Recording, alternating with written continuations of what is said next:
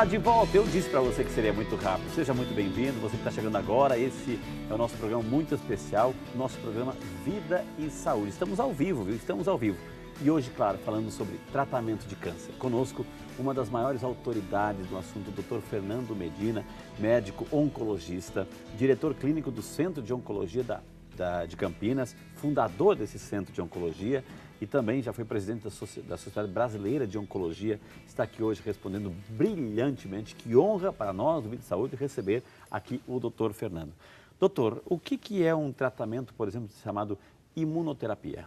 Sim, a imunoterapia, ela é a coqueluche do momento no tratamento do câncer. Por quê? Nós, oncologistas, sempre entendemos que, como a célula do câncer é uma célula anormal, a gente deveria, e isso acontece sempre, o nosso organismo destruir essa célula quando ela é feita de maneira errada. Na divisão celular, há uma mutação e essa célula, obviamente, é uma célula que não faz parte do nosso arsenal celular normal. Então, o nosso sistema imune, o nosso sistema de defesa deveria destruir essa célula.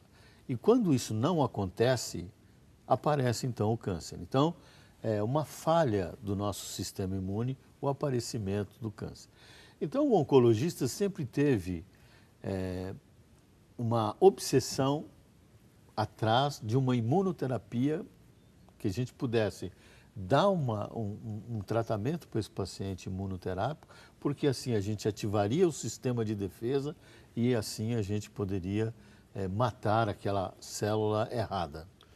Mas, infelizmente, durante vários anos foram feitas uma série de tentativas e a gente ficava frustrado. Primeiro, foi tentado o BCG, que é a vacina contra a tuberculose. A gente usava isso para melanoma, que é um tumor de pele muito agressivo.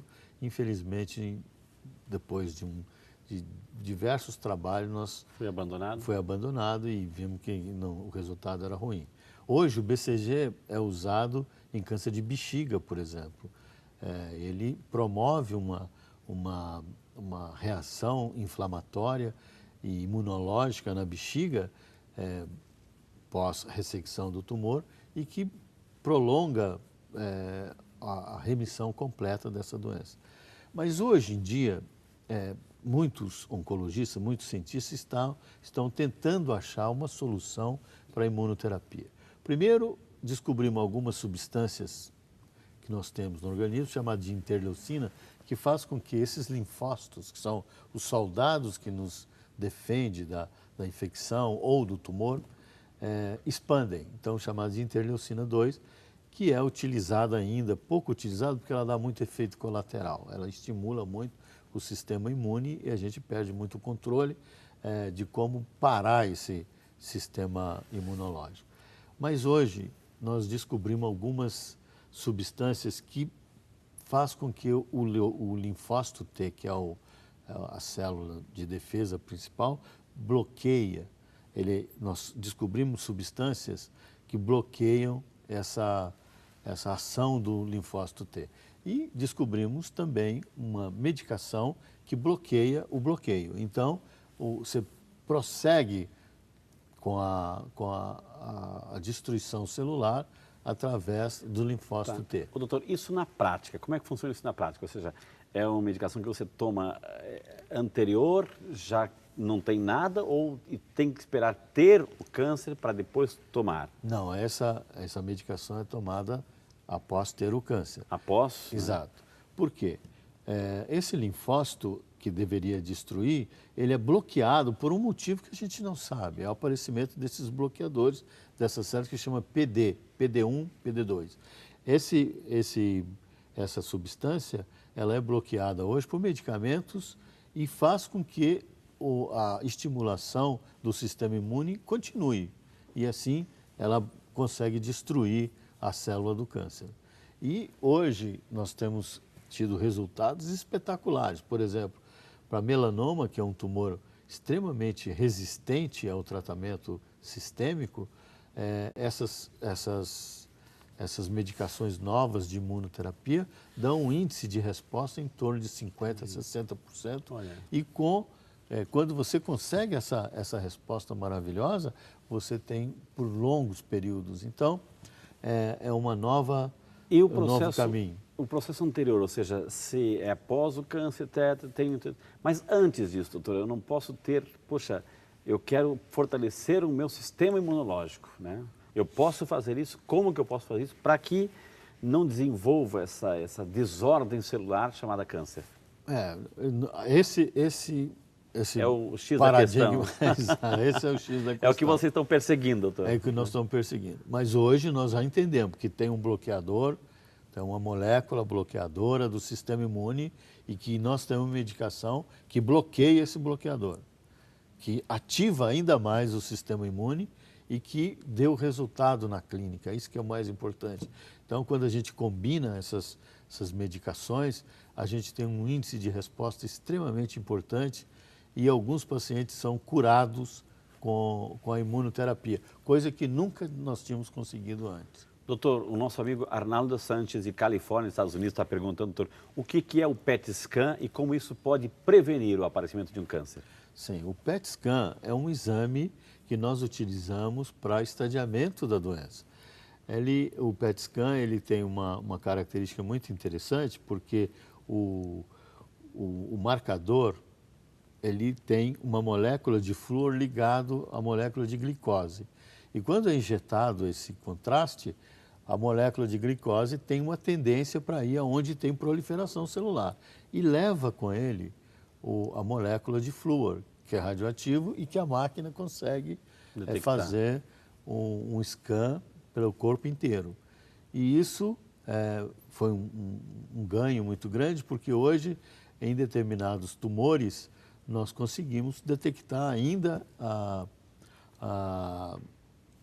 metástase ainda muito pequena, ou mesmo para afastar que tenha metástase. Então, é uma tomografia com um ganho muito grande. Sempre com suspeita de câncer, ou seja, a pessoa tem que estar, não é porque a pessoa não tem nada, eu vou fazer um PET scan para ver se eu tenho. Não é. Na realidade, nós utilizamos, não é para diagnóstico, mas sim para estadiamento da doença, para ver se a doença está localizada ou se a doença disseminou para algum tipo de órgão. Doutor, vamos lá para Umuarama, no Paraná. Quem representa a cidade é nosso amigo Derbédio Bortoleto, da cidade de Umuarama. Deus abençoe, Derbédio, que Deus abençoe. Ele falou assim, Frei, eu sou fã número 1 do programa. Olha que maravilha, obrigado, meu querido. E pergunte ao simpático e sábio doutor, há casos de câncer no coração? Eu nunca ouvi dizer que alguém tem câncer no coração. Está perguntando nosso amigo Derbédio Bortoleto, de Umuarama, no Paraná, doutor. É raro, muito raro, mas é possível. Qualquer tecido do nosso organismo pode desenvolver um câncer. É bastante raro no coração, mas você pode ter, principalmente nas fibras musculares do coração, desenvolver um determinado tumor. Principalmente os sarcomas são aqueles mais frequentes, mas é bastante raro. Ou a gente não consegue fazer o diagnóstico a tempo, porque às vezes o aparecimento do tumor causa uma arritmia e às vezes o paciente acaba morrendo antes de se fazer o diagnóstico. Mas nós temos sim casos de sarcoma de músculo cardíaco. No coração. Doutor, vamos lá para Alagoas, né? Boca da Mata, Alagoas. Quem representa é o seu Antônio Raul da Costa Tenório. Obrigado, senhor Antônio. Deus abençoe o senhor, viu, querido? Uma pessoa da minha família está com câncer na próstata em fase inicial. Gostaria de saber se ele corre algum risco na cirurgia pelo fato de ser também diabético. É o nosso amigo Antônio perguntando. Câncer de próstata, fase inicial, diabético. Sim, a diabetes sempre é um fator de risco maior. Né? Mas, por quê, doutor? Porque normalmente o diabético ele traz umas doenças associadas, vasculares, doenças inflamatórias, né? Tem mais infecções, etc. Então, na realidade, não o risco da cirurgia, mas o risco por causa da diabetes. A cirurgia do câncer de próstata hoje, ela é bastante tranquila, bastante fácil de se fazer, com um profissional urologista experiente.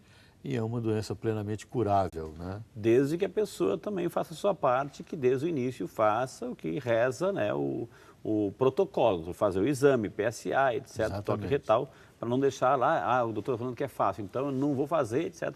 Pode ser tarde demais, né, doutor? No caso inicial, que é o caso Do Antônio? do Antônio, eu acredito que ele tem uma chance muito alta de cura, né? Ou com cirurgia ou com radioterapia, dependendo da situação, do tamanho do tumor, da localização. Ele pode se beneficiar tanto com a cirurgia como com a radioterapia. Doutor, vamos lá para Ubá, Minas Gerais. Quem representa a cidade é a Maria Inês Guimarães Neves. Dona Maria Inês, Deus abençoe a senhora, muito obrigado pela participação. Meu irmão teve câncer na bexiga e foi preciso retirar a bexiga. Fez 12 sessões de químio depois de 4 meses do fim da quimioterapia. Fez tomografia e ressonância. Apareceu uma mancha no fígado. Pode ser o câncer que voltou assim tão rápido? Está pedindo oração aqui, o nome dele, disse o nome dele aqui. Mas aí, doutor, teve câncer na bexiga, retirou a bexiga, etc., quimioterapia, apareceu uma manchinha no fígado. E aí? Sim, provavelmente deve-se fazer uma biópsia para saber se essa manchinha trata-se de uma metástase do câncer de bexiga. Pode ser? Pode, perfeitamente. Tem que se fazer um diagnóstico mais preciso através de uma biópsia, uma coisa assim. A gente vendo a tomografia e vendo o exame, a gente já tem uma noção de que isso possa ser uma metástase. Doutor Fernando, assim, a pessoa fica, poxa, e agora? Vou ou não vou? Faço ou não faço? E fica adiando por medo. É tudo que o câncer quer, né, doutor? Se for um câncer, um tumor maligno. Exato. Que a pessoa não vá. Tem que ir, tem que enfrentar, né, doutor? Sim, não tenha dúvida. Não pode correr, né? Tem que correr para poder tratar e vencer. Na fase inicial, como o senhor disse, tem 70%, 80%, 90% de chance de cura, de né, doutor? cura, exatamente. Doutor, vamos, Jaguariúna, a Elza Arlete Castellani Pozedon, Jaguariúna, obrigado, Ana Elza, Deus abençoe. Estou com um problema urinário, está saindo sangue na urina e ainda não fui ao médico devido ao medo. Gostaria de saber qual é o motivo. Então, sangue na urina, doutor, assunto da dona Elza, mas também pode ser de muitos homens aí, doutor. Quando aparece sangue na urina, o que pode ser? Sim, eu acho que é muito importante que ela procure um médico urgente. O câncer da bexiga, o principal sintoma é o sangue na urina. Então, é importante procurar um urologista para ele fazer um exame, né? Um ultrassom já dá uma dica e posteriormente uma cistoscopia, que é a colocação de um aparelho dentro da bexiga e tirar uma biópsia. É muito importante que isso é um sinal de tumor e deve procurar o médico o quanto antes. Não tem que ter medo. Nós não temos que ter medo do câncer, nós temos que respeitá-lo, porque é uma doença grave, mas que ela é plenamente curável, né? Ainda mais um câncer de bexiga extremamente curável e que não pode ficar com medo de buscar o médico. Entendi. O doutor Fernando, aqui diz um e-mail da Cíntia Ferreira. Obrigado, Cíntia. Tenho 25 anos e fui diagnosticada com linfoma de Hodgkin, grau 4. Comecei o tratamento há 2 meses com o protocolo ABVD. Certo. Tenho mediastino e baço comprometidos, além de nódulos nos pulmões. Não tive perda de peso e outros sintomas relacionados, apesar do diagnóstico ser grau 4B. Gostaria de saber mais sobre o tratamento desse tipo de câncer, linfoma de Hodgkin. É a nossa amiga Cíntia, doutor. Sim, Cíntia. O tratamento que você está fazendo é o tratamento padrão. É o tratamento mesmo e que cura mais de 80% das vezes. Então, a doença de Hodgkin é uma doença do grupo dos linfomas, né? Chama linfoma de Hodgkin. Ela é uma doença, ela normalmente acomete 2 faixas etárias. A faixa etária primeiro do jovem, entre 20 e 30 anos, e também os pacientes mais velhos, em torno de 60, 70 anos. Mas é uma doença altamente curável, né? Hoje mesmo eu atendi uma paciente, não atendi a paciente, atendi um familiar da paciente e que veio com uma tomografia e a tomografia dava a impressão de que se tratava de um linfoma. Então eu falei para ela, olha, torça para que seja um linfoma. Aí eu disse, poxa, doutor, eu tenho que torcer para minha mãe ter um linfoma, ter um câncer. Eu falei, não, mas Porque se for alguma coisa fora do linfoma, é bem mais grave, bem mais difícil de ser curado. E se for um linfoma, ele tem ela tem uma grande chance de cura. A doença de Hodgkin é uma doença altamente curável, responsível à imunoterapia. Recentemente foi publicado um artigo naqueles pacientes que já fizeram transplante de medula, etc. Eles tiveram 80% de remissão com a imunoterapia. Maravilha. Quem está mandando um abraço para o senhor, parabenizando o programa, é a Maria Auxiliadora e o futuro engenheiro civil, Renan Francisquini, também acompanhando o programa de Valinhos. Deus abençoe vocês, viu? Doutora Arinalda Reis de Cururupu, no Maranhão. Espero ter acertado o nome da cidade. Cururupu, no Maranhão. Qual é o sintoma do câncer de ovário e como preveni-lo? Pergunta nossa amiga Arinalda Reis, lá do Maranhão, doutor. O câncer de ovário é um grande problema para a prevenção, porque, na realidade, quando a gente detecta o câncer de ovário, a maioria das vezes ele já é um câncer avançado, porque o ovário é um órgão que fica solto na cavidade abdominal e ele cresce e já células por gravidade caem da cavidade peritoneal e ali ele progride. Os principais sintomas, o principal sintoma é a ascite, a água na barriga, né, por causa dessa carcinomatose peritoneal. E muitas vezes, então, o diagnóstico já é avançado e muito difícil de ser feito. O que se faz hoje, que não é rotina, mas se faz para poder, naqueles pacientes que têm mais risco e pacientes que têm probabilidade de desenvolver o câncer de ovário, principalmente aquelas pacientes que têm câncer de mama com uma mudança, uma mutação no BRCA1, que é um gene, a gente faz ultrassonografia, né, e faz a dosagem no sangue de uma substância chamada CA-125.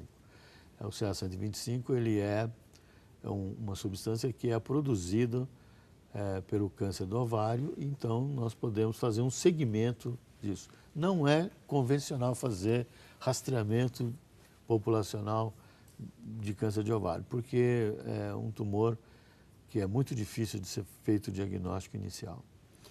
Maravilha. Aqui vamos para Valinhos, aqui a nossa amiga Ana Paula Nabas Gomes Rodrigues. Ana Paula, eu acho que eu conheço a Ana Paula. Se for a filha da dona Flora, o seu do Moacir, grande abraço aí, Deus abençoe a família acompanhando aí, todo mundo acompanhando aí o nosso programa. Que Deus abençoe. Obrigado, Ana Paula. Um beijo para a família inteira, viu? Ela quer saber, aliás, sim, está aqui, ó, Dona Flora, um beijo aí para a Dona Flora, seu Moacir, a família inteira, Karine do Companhia Limitada.